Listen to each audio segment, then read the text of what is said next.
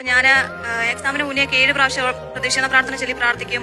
പത്രമൊക്കെ കൊണ്ട് കോളേജിൽ പിള്ളേർക്കൊക്കെ കൊടുക്കും.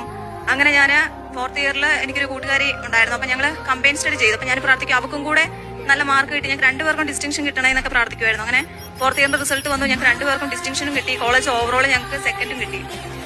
പിന്നെ നഴ്സിംഗ് പഠനം കഴിഞ്ഞു.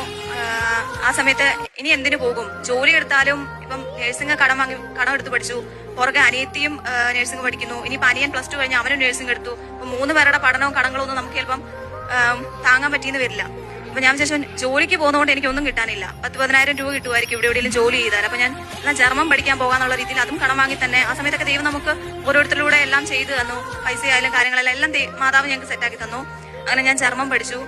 6ാമത്തെ അറ്റംപ്റ്റ് ആണ് ശരിക്കും ഞാൻ ചെയ്തത്. എല്ലാം കറക്റ്റായി ചെയ്തു. ഉടമ്പടി എല്ലാം കറക്റ്റായി നോക്കി. ഞാൻ പത്രമൊക്കെ കറക്റ്റായി കൊടുത്തു. എല്ലാം കറക്റ്റായി ഞാൻ ചെയ്തു. കുമ്പസാരിച്ചു, എല്ലാം ചെയ്തു. പിന്നെ കാരുണ്യ പ്രവർത്തികൾ, രോഗി സന്ദർശനം എല്ലാം ചെയ്ത് കറക്റ്റ്